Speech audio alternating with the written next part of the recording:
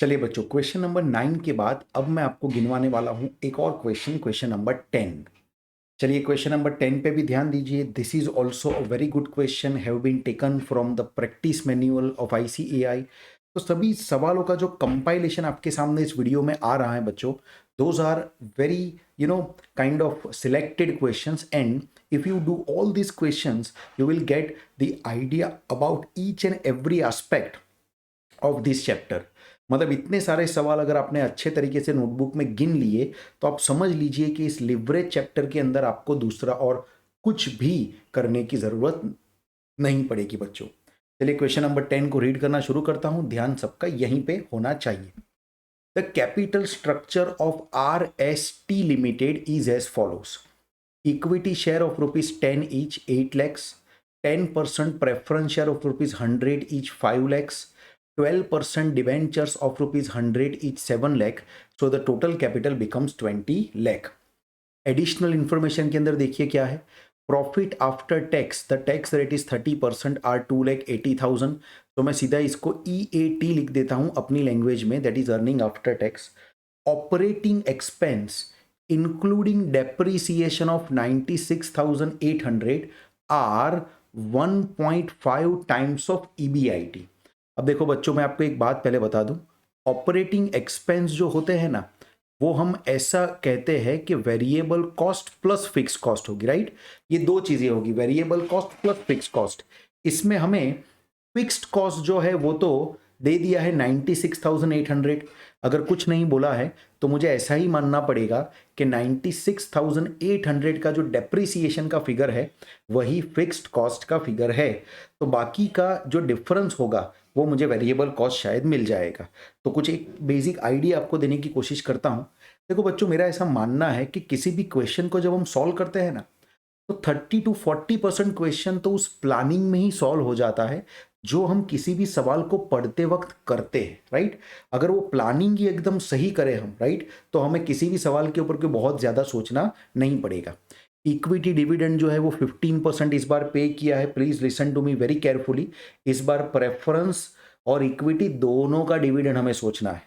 Market price of the equity share is given as 23। तो ये अभी का जो मार्केट में प्राइस चल रहा है इस कंपनी के शेयर का, वो यहाँ पे आपको दिया हुआ है। पूछा है calculate operating and financial leverage. Second पूछा है cover for preference and equity dividend. ये रेशियो एनालिसिस में आपने सीखा है, this is nothing but coverage ratios गिनने के बारे में पूछा है कि equity dividend coverage ratio and preference dividend coverage ratio क्या है। The earning yield ratio and price earning ratio and the net funds flow. इतनी चीजें हमें फाइंड आउट करनी है। The question is easy, right. थोड़ा ध्यान से करने वाला जरूर है क्योंकि इसमें कुछ दो तीन चीजें आपके लिए नहीं है, बट आई एम श्योर अगर आप ध्यान दोगे तो एकदम आराम से आपको ये मामला समझ में आ जाने वाला है बच्चों। चलिए, हमारा तो एक ही काम, सबसे पहले हम क्या करते हैं, हम वो टेबल बनाने की कोशिश करते हैं। अब यहाँ पे सेल्स नहीं मिलेगा ना वेरिएबल कॉस्ट, मुझे लगता है मिलेगा। वेरिएबल कॉस्ट चलो हम बैलेंसिंग अब निकालने वाले, तो एक बार पूरा ही टेबल बनाते हैं। देखिए टेबल की शुरुआत कहाँ से होगी, एक बार टेबल का फॉर्मेट बना देना बहुत अच्छा रहता है। सेल्स, राइट, सेल्स में से क्या कटेगा बच्चों, वेरिएबल कॉस्ट। इससे आपको मिलेगा कंट्रीब्यूशन, राइट। कंट्रीब्यूशन में से मैं माइनस करूंगा फिक्स्ड कॉस्ट, जिससे हमें मिलेगा earnings before interest and tax. I am sure अब तक मैं आप इसमें चैंपियन बन चुके हैं। उसमें से इंटरेस्ट माइनस करूंगा तो मुझे मिलेगा अर्निंग्स बिफोर टैक्स। उसमें से माइनस करना पड़ेगा मुझे टैक्स का फिगर, तो मुझे मिलेगा earnings after tax. Earning after tax में से कटेगा प्रेफरेंस डिविडेंड, तो मुझे मिलेगा earnings available to equity share holder. और इस बार यहाँ से इक्विटी का डिविडेंड भी माइनस करना पड़ेगा। अब जो बचेगा वो बैलेंस या तो रिटेन अर्निंग ऐसा लिख के छोड़ सकते हैं। देखिए पूरे टेबल का फॉर्मेट एकदम क्लियर तरीके से आपकी स्क्रीन पे लिख दिया जा चुका है कि सेल्स से शुरू करोगे और कैसे आप बैलेंस प्रॉफिट तक यानी कि रिटेन अर्निंग तक पहुंचोगे। अब जैसे हम हर सवाल में करते हैं वैसा ही यहीं पे करेंगे। पहले जो जो चीजें हमें दी हुई है उन चीजों को उठा के इस टेबल के अंदर लिखना शुरू कर देते हैं। जो जो चीजें हमें दी हुई है उन सभी चीजों को उठा के इस टेबल में हम लिखना बच्चों शुरू कर देते हैं।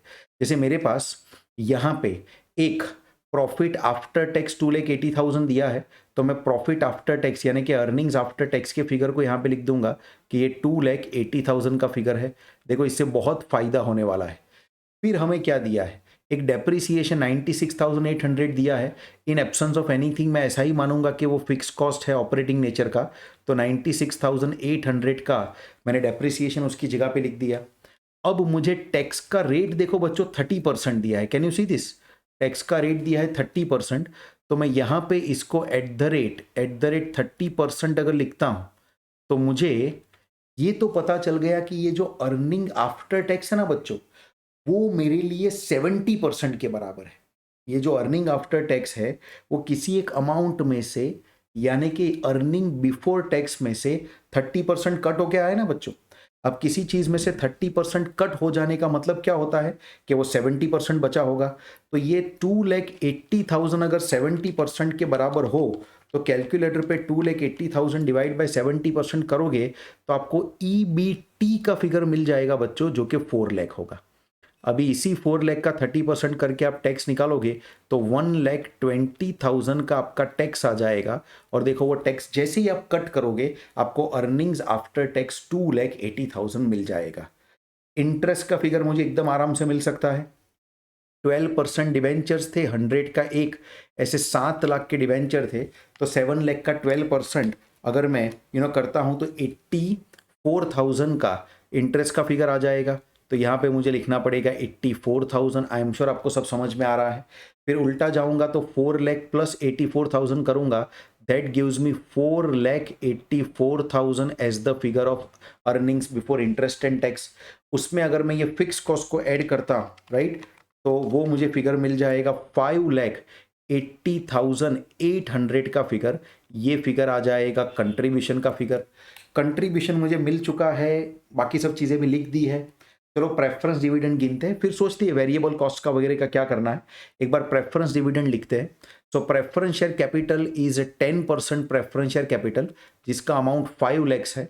तो 5 लाख का 10% करूंगा तो मुझे 50,000 का तो प्रेफरेंस का डिविडेंड मिल जाएगा।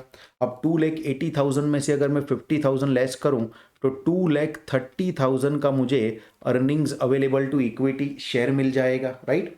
मैं उसमें से इक्विटी का डिविडेंड माइनस करना चाहता हूं, जो कि 15% हम पे करने वाले हैं। चेक करो, इक्विटी शेयर कैपिटल 8 लैक्स का है, तो 8 लैक्स का 15% यानी कि 1,20,000 राइट हमारा इक्विटी का डिविडेंड होगा। और इसलिए फिर जो हमारा बैलेंस बचेगा that balance will only be 1,10,000। तो ये फाइनली हमारा बैलेंस बचेगा। देखिए हमने थोड़ा सा सोचा, थोड़ा सा दिमाग लगाया और फटाफट हमने पूरा का पूरा टेबल और उसके सभी फिगर्स यहाँ पे भर दिए। सोचते ही वेरिएबल कॉस्ट का क्या कुछ हो सकता है, वेरिएबल कॉस्ट का कुछ हो सकता है। इस लाइन को पढ़ो और देखो आइडिया निकालो। इस लाइन को पढ़ो, operating expense including depreciation are 1.5 times of EBIT. बच्चों एक वर्किंग करता हूं, यहाँ पे एक वर्किंग करके देखता हूं। देखो इतना तो मुझे पक्का पता चल जाएगा कि ऑपरेटिंग एक्सपेंस कितने आएंगे। ऑपरेटिंग एक्सपेंस को मैं 1.5 टाइम्स इंटू ईबीआईटी लिख सकता हूं बच्चों, बिल्कुल लिख सकता हूं। तो ऑपरेटिंग एक्सपेंस का फिगर देखो कैसे आता है। Operating expense is equal to 1.5 into EBIT का फिगर क्या था बच्चों, ईबीआईटी का फिगर है 4,84,000 राइट। तो मैं अगर ऑपरेटिंग एक्सपेंस के फिगर को यहां पे लेके आऊं तो मैं कैसे लिख सकता हूं इसे, it is 4,84,000 into 1.5, that gives मी 7,26,000। ये मेरा ऑपरेटिंग एक्सपेंस का फिगर है। अब मेरे बच्चों अगर मुझे वेरिएबल कॉस्ट लेके आनी है, वेरिएबल कॉस्ट, तो वो मैं क्या करूंगा, टोटल ऑपरेटिंग एक्सपेंस, जो मैं आपको पहले बता चुका हूं कि कुछ नहीं होता, variable cost and fix cost का टोटल ही होता है। तो मैं टोटल ऑपरेटिंग एक्सपेंस में से अगर माइनस कर देता हूं किसको, फिक्स कॉस्ट को, तो मुझे वेरिएबल कॉस्ट मिल जाना चाहिए। तो इसमें से मैं फिक्स कॉस्ट को माइनस करूंगा तो वेरिएबल कॉस्ट मिलेगा। एंड दैट्स वाई जो वेरिएबल कॉस्ट होगा वो 7,26,000 माइनस मुझे फिक्स कॉस्ट करना पड़ेगा 96,800 का। और इससे जो मुझे फिगर मिलता है कैलसी पे गिन के आप लिख दीजिए, तो ये फिगर मुझे मिलेगा 6,29,200, 6,29,200। तो बच्चों मेरा वेरिएबल कॉस्ट मुझे इस वर्किंग से मिल गया है 6,29,200, और उसे मैं ऐड कर दूंगा अगर 5,80,800 में, तो मेरे सेल्स का फिगर आ जाएगा 12,10,000। सो आई एम श्योर छोटी सी वर्किंग है, अगर आप मेरे साथ बराबर रहते हैं और बराबर ध्यान देते हैं तो आपको आइडिया आ गया होगा कि पूरा टेबल हमारा इसमें कैसे बना है।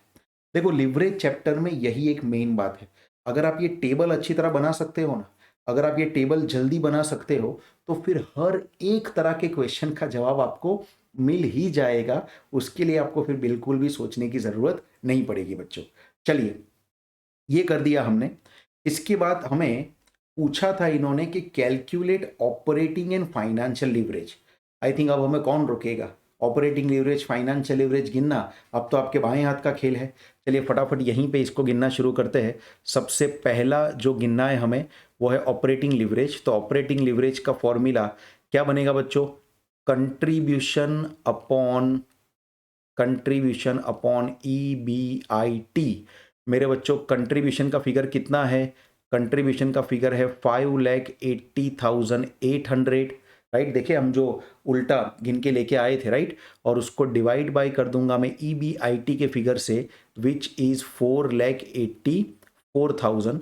चलो इसको डिवाइड करो कैलकुलेटर पे और देखो आंसर क्या आता है।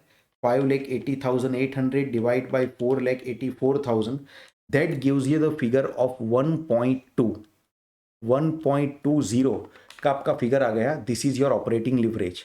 ऑपरेटिंग लिवरेज के बाद सेकेंड में गिनने वाला हूं फाइनेंशियल लिवरेज।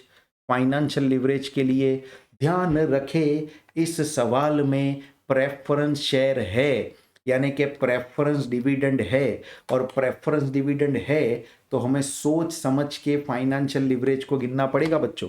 बोलो फाइनेंशियल लिवरेज का क्या फॉर्मूला लगेगा, इसके अंदर जो फॉर्मूला लगेगा वो है EBIT डिवाइडेड बाय आपको करना पड़ेगा EBT माइनस इसमें से करना है preference dividend divided by 1 - T। ये आपका हो गया फॉर्मूला। फॉर्मूला में नंबर को भर देते हैं। Financial leverage is equal to, बोलो ना बच्चों EBIT का फिगर क्या आया है, EBIT का फिगर है 4,84,000। तो यहाँ पे ऊपर लिख दूंगा 4,84,000 और नीचे EBT का फिगर है 4 लाख, तो 4 लाख का EBT का फिगर आएगा। प्रेफरेंस डिविडेंड कितना है बच्चों, 50,000 है, तो प्रेफरेंस डिविडेंड का फिगर लिखा 50,000 डिवाइडेड बाय 1 - T, यानी कि टैक्स। टैक्स का रेट इस पूरे सवाल के अंदर 30% था, तो 1 - 0.3 लिखना पड़ेगा। अब इसको अगर मैं सॉल्व करूं तो ऊपर तो 4,84,000 ही रहेगा, और नीचे मैं इसको डिवाइड करूंगा तो ये हो जाएगा 50,000 डिवाइड बाई 0.7, और माइनस अगर मैं 4 लाख करूं तो नीचे का फिगर थोड़ा सा अजीब आ रहा है, बट जो भी आ रहा है 3,28,571.43 ये मेरा फिगर आ रहा है। अगर मैं इसको डिवाइड करूं 4,84,000 से तो 1.47 के आसपास का आपका फिगर आ रहा है। 1.47 के आसपास का फिगर मुझे लग रहा है कि अपना अपना आ रहा है। एक चीज़ आप हमेशा नोट करें कि प्रेफरेंस डिविडेंड हो तो आपको फिगर, मतलब आपको क्या है कि डेटा को एनालाइज करते वक्त फॉर्मूला को बदलना पड़ेगा। वापिस एक बार इसे चेक करते हैं। 328,571.43, ये 1.4730 का फिगर आएगा। हो सकता है कि कुछ बुक्स के अंदर इसमें फाइनेंशियल लिवरेज को EBIT अपॉन EBT के फॉर्मूला से गिन लिया हो, but to be very honest वो एकदम गलत है। मैंने जो यहाँ पे आपको गिन के दिखाया है यही सही तरीका है उसको गिनने का। तो देखिए हमारा फर्स्ट क्वेश्चन जो है, जो हमें गिनना था वो यहाँ पे पूरा हो जाता है। हमें गिनना था operating leverage and financial leverage, ये दोनों ही यहाँ पे एकदम आराम से कंप्लीट हो जाता है। इसके बाद एक नया पेज हमें ऐड करना पड़ेगा, क्योंकि अब हमें कवरेज, अच्छा कवरेज रेशो मुझे लगता है कि मैं नीचे गिन पाऊंगा जो छोटी सी जगह खाली है उसमें। तो पहले मैं कवरेज रेशियोज गिन लेता हूं। बच्चों आप भी वीडियो को पॉज करते हुए साथ साथ में नोटबुक में सवालों की प्रैक्टिस करते जाना। क्योंकि अगर आप नोटबुक में सवालों की प्रैक्टिस सही तरीके से नहीं करोगे तो चाहे कुछ भी आप कर लो, कितने ही वीडियोस देख लो, कितने ही कोचिंग में आप चले जाओ, आपका हाथ कभी भी क्वेश्चंस में बैठेगा नहीं, राइट। तो ये ध्यान दीजिएगा। चलिए, coverage for preference and equity dividend जो मुझे गिनना है वो मैं सीधा यहीं पे गिन सकता हूँ। थोड़ी सी जगह यहाँ प्रॉपर बनाते हैं और कवरेज के फॉर्मूला लिख के उसको यहीं पे ख़त्म करने की ट्राई करते हैं।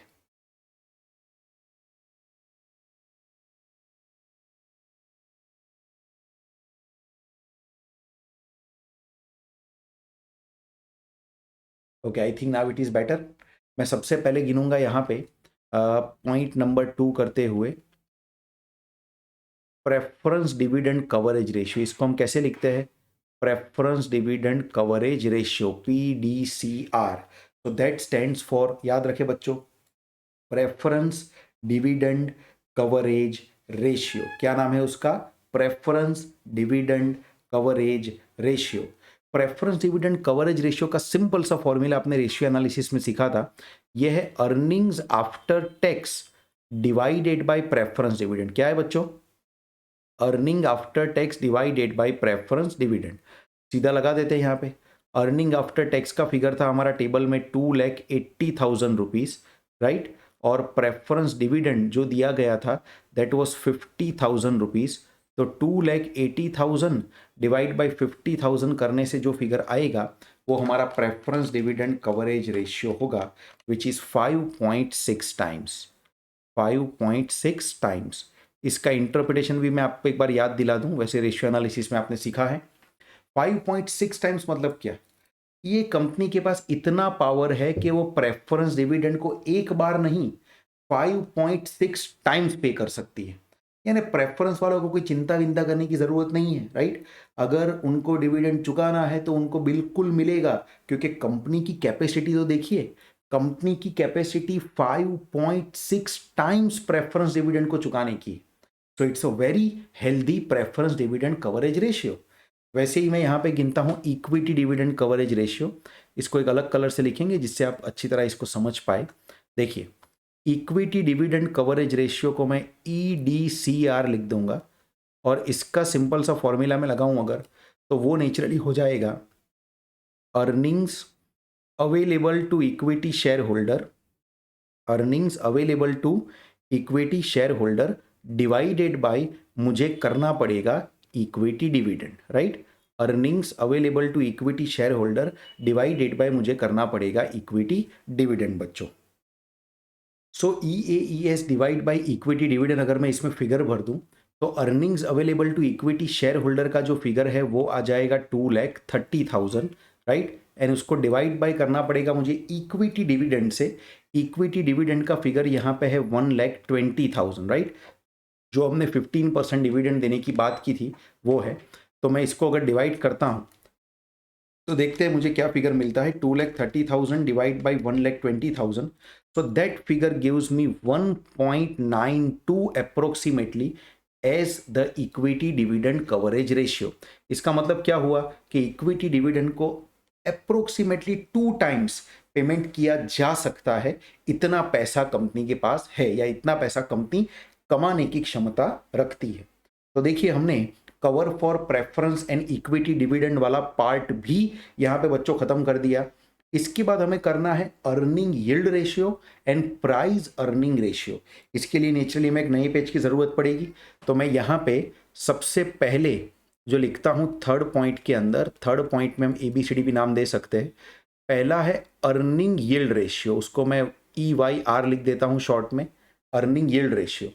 अर्निंग यील्ड रेशियो का फॉर्मूला बहुत ही सिंपल है, earning per share divided by market price पर शेयर इनटू 100। सी, अर्निंग यील्ड का मतलब क्या हुआ कि अगर मैंने मार्केट में से ये शेयर को कभी खरीदा, राइट, तो उसके ऊपर जो मुझे अर्निंग मिलती है वो एक्चुअली मेरी परसेंटेज में कितनी अर्निंग होती, राइट। सो वो हो गया अर्निंग यील्ड रेशियो। तो अर्निंग यील्ड रेशियो का फॉर्मूला अगर मैं लगाऊं तो उसमें EPS जो है, राइट, अर्निंग पर शेयर, वो मुझे, हमने अभी आगे गिना था अर्निंग पर शेयर, तो नहीं, एक्चुअली वो गिनना बाकी है। 2,30,000 से हमें गिनना पड़ेगा। एंड नंबर ऑफ शेयर अगर देखें तो 8 लाख डिवाइड बाई 10, यानी कि 80,000 नंबर ऑफ शेयर आएंगे। ट्राई टू अंडरस्टैंड, 8 लाख की कैपिटल है, 10 रुपी का एक इक्विटी शेयर है, तो 8 लाख डिवाइड बाई 10 करूँगा तो 80,000 आएंगे अपने इक्विटी शेयर। तो मैं इसको कुछ इस तरीके से लिख सकता हूँ कि ईपीएस जो आएगा वो 2,30,000 earnings available to equity share holder, उसको डिवाइड कर दूंगा 80,000 शेयर से, राइट। तो मेरा अर्निंग पर शेयर आ जाएगा, डिवाइड बाय मार्केट प्राइस है वो 23 रुपीज़ का है, और इंटू में करूँगा 100, तो मुझे अर्निंग यील्ड रेशियो मिल जाएगा। तो अर्निंग यील्ड रेशियो निकालते हैं, 2,30,000 divide by 80,000, that gives me an EPS of 2.875 rupee, right, and divide by कर दूंगा मैं 23, इंटू करना है 100। तो 2.875 डिवाइड बाई 23 इंटू 100, 12.5% ये मेरा अर्निंग यील्ड आ जाता है। यानी कि अगर मैं मार्केट से शेयर खरीदता हूँ तो 12.5% का मुझे यील्ड उसके ऊपर मिलता है। उसके बाद नेक्स्ट जो गिनना है वो है प्राइस अर्निंग रेशियो, जिसको हम शॉर्ट में पीई रेशियो भी कहते हैं। अब पीई रेशियो का फॉर्मूला भी बहुत ही ईजी है, ये फॉर्मूला हो जाएगा price divide by earning per share. ये टाइम्स में होता है, परसेंटेज में नहीं होता, इसलिए हम इसमें इंटू 100 करते नहीं है, क्योंकि ये टाइम्स में होता है, परसेंटेज में नहीं होता है। तो प्राइस जो अभी का चल रहा है मार्केट में वो 23 है, एंड ईपीएस जो हमने गिना था वो था 2.875 का ईपीएस। सो 23 डिवाइड बाई 2.875 करूं तो 8 टाइम्स ये हमारा प्राइस अर्निंग रेशियो आ जाता है बच्चों। तो देखिए थर्ड जो हमको पूरा करना था वो भी पूरा हो गया, अर्निंग यील्ड रेशियो हमने निकाल दिया, और उसके बाद हम लोगों ने प्राइस अर्निंग रेशियो भी निकाल दिया। अब जो बच्चों हमें फाइनली फाइंड आउट करना है वो है the net fund flow. The net fund flow, देखो ये कैसे आएगा, इसका मैं आपको दो तरीका बताता हूं। एक तो मैं इसको फॉर्मूला के तरीके से निकालता हूं, एंड दूसरा मैं आपको इसको कॉमन सेंस से बताता हूं। देखो नेट फंड फ्लो वैसे क्या होता है, इसको फॉर्मूला से बुक वाले जो गिनते हैं अगर उसी फॉर्मूला का मैं इस्तेमाल करूं तो नेट फंड फ्लो कैसे गिना जाएगा वो मैं आपको बता दूं। इसमें लेते हैं अर्निंग्स आफ्टर टैक्स का फिगर, उसमें से माइनस करते हैं प्रेफरेंस डिविडेंड, राइट, उसमें से माइनस करते हैं अगर है तो इक्विटी डिविडेंड भी, I am sure equity dividend भी है ही तो माइनस तो होगा, लेकिन इसमें खास प्लस कर देते हैं डेप्रिसिएशन को। डेप्रिसिएशन को प्लस करना है। नेचुरली जो डेप्रिसिएशन हमने ऊपर से माइनस किया है फिक्स कॉस्ट की तरह, वो नॉन कैश एक्सपेंडिचर है, मतलब वो कैश में कहीं पे बाहर गया नहीं है। ट्राई टू अंडरस्टैंड, डेप्रिसिएशन का जो फिगर है वो कैसा फिगर है बच्चों, नॉन कैश फिगर है, यानी कि वो आपके बिजनेस में से कहीं कैश के रूप में बाहर गया ही नहीं है। तो ऐसे डेप्रिसिएशन के फिगर को भी आपको ऐड करना है। सो नेट फंड फ्लो गिनने के लिए पहले अर्निंग आफ्टर टैक्स का फिगर लेके आते हैं। देखिए अर्निंग आफ्टर टैक्स का जो फिगर था दैट वाज 2,80,000, तो यहाँ पे मैं लिखूंगा अर्निंग आफ्टर टैक्स का फिगर 2,80,000। अगर मैं प्रेफरेंस डिविडेंड की बात करूं तो वो 5 लाख का 10%, दैट वाज 50,000 का प्रेफरेंस डिविडेंड था। इक्विटी डिविडेंड की बात करूं तो वो 8 लाख का 15% यानी कि 1,20,000 का इक्विटी डिविडेंड था। और अगर मैं डेप्रिसिएशन को ऐड बैक कर दूं तो डेप्रिसिएशन का फिगर आपको दिया ही हुआ है 96,800 का। बच्चों डेप्रिसिएशन को ऐड करना ना भूले। अगर आप याद करें तो थोड़ा ये एक अकाउंट चैप्टर के अंदर फंड फ्लो स्टेटमेंट करके एक चैप्टर आता है, उस फंड फ्लो स्टेटमेंट में आपको ये सिखाते हैं कि भाई नॉन कैश एक्सपेंडिचर को प्रॉफिट्स में ऐड कर दिया जाता है।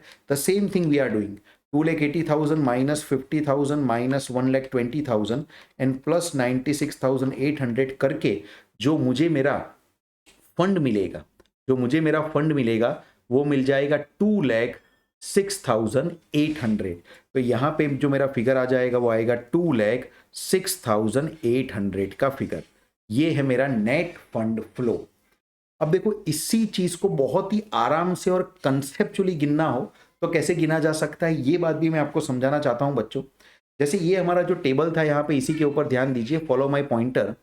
देखिए फाइनली टेबल में जो बैलेंस बचा था ना हमारे पास, वो बैलेंस कितना बचा था बच्चों, 1,10,000 का बैलेंस बचा था, राइट। और ये 1,10,000 का जो बैलेंस बचा है उसी में अगर आप डायरेक्ट ये डेप्रिसिएशन को ऐड बैक कर दो, सीधा जो आपका आंसर आएगा बच्चों वो 2,06,800 का आंसर आ ही जाएगा। ऐसा क्यों हुआ? क्योंकि ये 1,10,000 है, वो सब कुछ चुकाने के बाद जो फाइनली हमारे पास फंड बचा है वही तो है। हमें जो फंड फ्लो पूछा था, इसका क्या मतलब हुआ कि बिजनेस में जिसको जो चुकाना था, जिसके जो खर्चे करने थे, वो सब कुछ करने के बाद हमारे पास बचा क्या, उसी को हम नाम देते हैं नेट फंड फ्लो, है कि नहीं बच्चों? उसी को हम नाम देते हैं नेट फंड फ्लो, कि फाइनली हमारे पास बचा क्या। देखो फाइनली हमारे पास यहाँ पे 1,10,000 बचा है, और उसमें जो डेप्रिसिएशन था नॉन कैश नेचर का, वो मैं अगर एडबैक कर दूं 96,800 का फिगर, तो भी मुझे मेरा आंसर मिल जाना चाहिए। तो 1,10,000 प्लस मैं करता हूं 96,800, और देखिए मेरा डायरेक्ट आंसर आ जाता है यही आंसर जो पीछे लिखा है हमने पेज पे, और वो आंसर है 2,06,800 का answer. So I am sure बच्चों, नेट फंड फ्लो फॉर्मूला के साथ कैसे गिना जाता है, और अगर एक बार फॉर्मूला के बिना भी गिनना हो तो कैसे गिना जा सकता है, इसका भी आपको आइडिया यहाँ पे आ रहा है बच्चों। तो ये था आपका entire question number 10। I am sure बच्चों आपने इस सवाल को एंजॉय बिल्कुल किया होगा।